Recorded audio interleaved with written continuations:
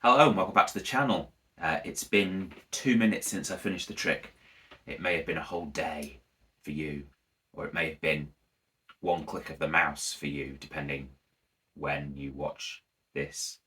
Anyway, here is the tutorial to the trick.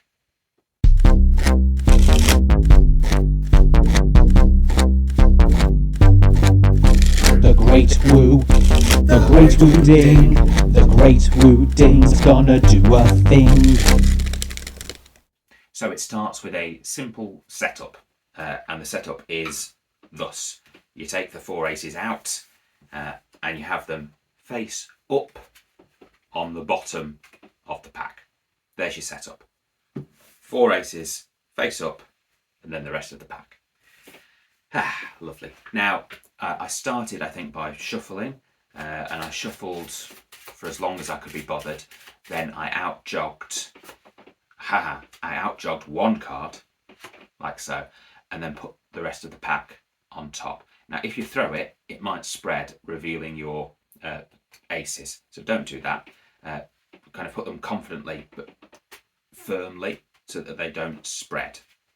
So you shuffle down, and when you've got as far as you want to, outjog a card and then put the rest on top, making sure they don't spread. I'm exaggerating this just so you can see. Then I'm pushing down on this card and pushing in. In fact, no, I'm not. Apologies. I'm not pushing down. I'm pulling up and pushing in and catching the thumb break. So that way I'm catching the break on that random card, which is below the 4 aces upside down. Yes? Great. Then cut the cards, which puts those cards to the bottom. Your random card and your 4 upturned aces. Great. Now at this point I like to display. I will drop a few, at least past the aces, with my thumb. So they're falling off my thumb, 6 or 7 cards, and then I'll spread. Yeah? So there's a clump down here. Don't worry about it. And then flip them. And if you confidently flip from there, hopefully that won't happen. But if you confidently flip from there, look, this has stayed in a clump.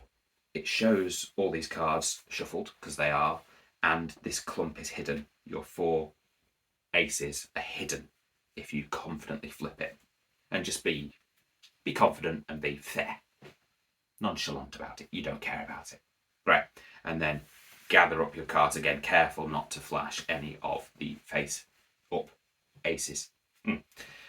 Great. Then get them to name a 4 of a kind.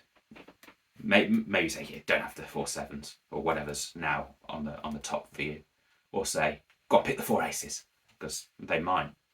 And in which case you just cut the cards and spread and you're done. Well, hey. But they probably won't. Let's say they pick the 4. Let's go the 4 fours. That's easy to remember. You've got to spread through and find the 4 fours. But don't spread like that, because it'll ruin your trick. You've got to spread the wrong way, which is horrible, really, if you're used to spreading. So take them in your other hand and push out that way and go through and find them and outjog them. So let's say the 4 fours. You just go through and outjog the 4 of a kind. That's your spectator picked. There we go. Hopefully they will be near the top of the pack. And all the time you're doing this, you're keeping this hand quite tight, because obviously you don't want to reveal your aces. Yeah? So you're kind of pushing them out, carefully, so you don't spread, revealing the aces. Right, where was that final 4? I saw it. I saw it. There it is. Right.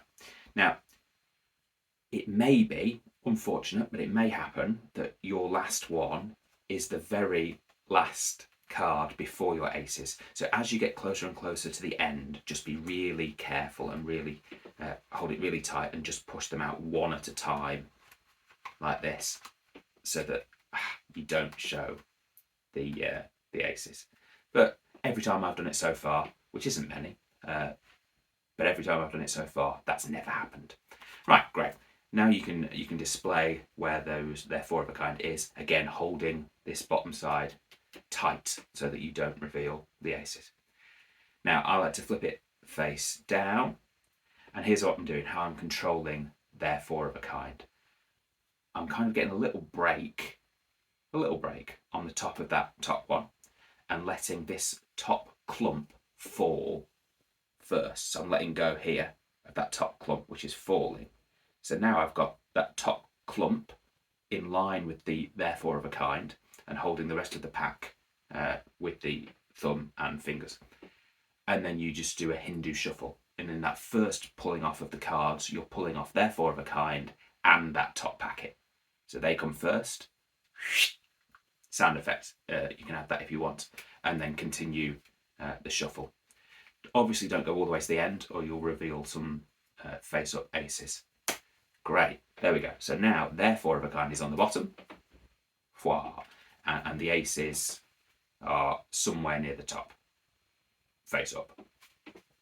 Now you want to put a cover card underneath their 4 of a kind. So I just get a break on the top card whilst talking and double undercuts. So take half, put it to the top, adding it to that card that you've got your break on, and then the rest of the pack and put that on top. So that's not changed the order, it's just moved one card to cover their 4 of a kind. So after you have double undercutted, technical term, that indifferent card to the bottom, which is on top of their 4 of a kind from that perspective, shuffle the cards.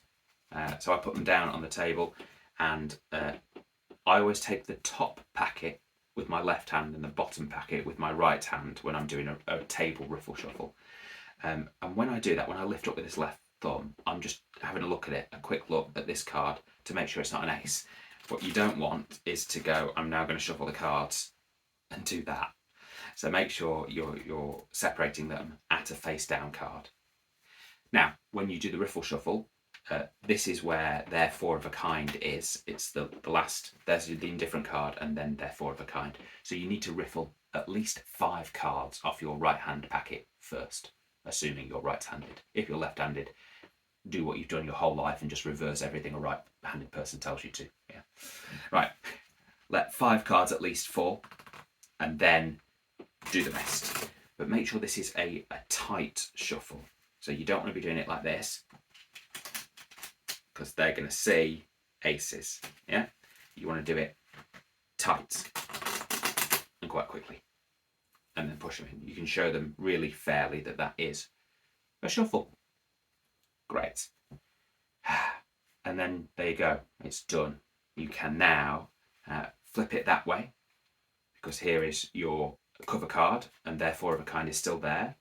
But you've got to, again, be conscious of that. So when you spread now, don't spread all the way to the end or else you'll spread and show them those 4 cards. Spread, and you almost, as soon as you've seen the 4 face down cards, you could stop, leaving your clump here, so there's no way you're going to reveal their 4 of a kind.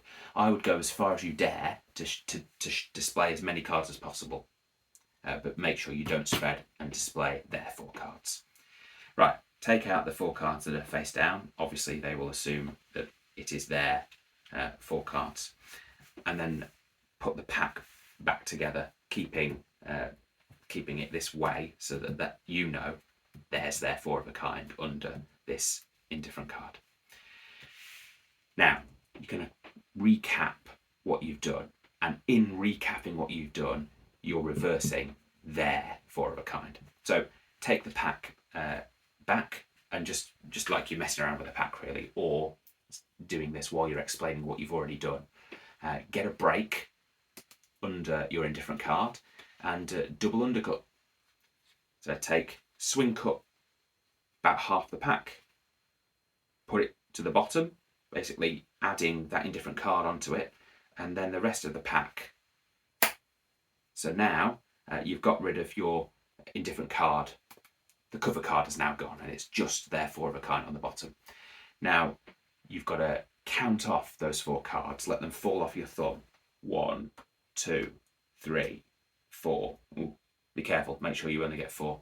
I like to do that while I'm saying stuff, so that I know I've definitely got 4. I like to say, you picked 4 cards, didn't you? And here they are. Look, 1, 2, 3, 4.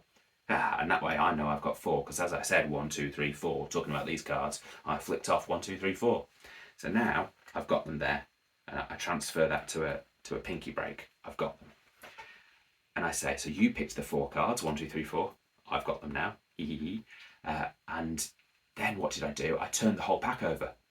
Now here's what you do: you turn the pack over end for end, keeping their 4 of a kind where it is. I'll show you as exposed as I can. I'm taking those cards and flipping them over. Yeah, taking everything above my break and flipping it over. From the front, yeah, this is really just one for camera, or if your spectators directly in front of you. But from the front, that really looks like you are flipping the whole pack over. But what you've done now is you've reversed the whole pack on top of their 4 of a kind. And then you said, so yeah, I turned the pack over and your cards were reversed. And I cut the cards and shuffled the cards. And just in the action of cutting the cards, you've now placed their reversed 4 of a kind in the middle. Voilà. Now you can say any patter you like about the difficulty of this trick. It's really hard. Not because it's, hard with the fingers. No, the technique's not hard. It's hard because it hurts me to do an effect with your chosen cards. I'd much rather do a 4 of a kind trick with the 4 aces. Flip over your 4 aces, much nicer than that. Yeah. With the 4 aces. That might get a sigh or a groan, or maybe even applause, who knows. But then say, no, of course, I want to respect the choice you made, which was the 4 4s, and then simply spread. And there they are. Your chosen 4 of a kind. Lovely. Take the applause, put your cards away, go home.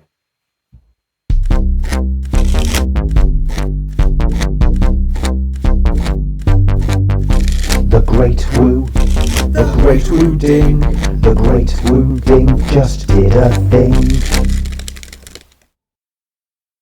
By the way, if you're interested in learning how to make your ring disappear and then reappear, then disappear again, and then reappear again, click on that video.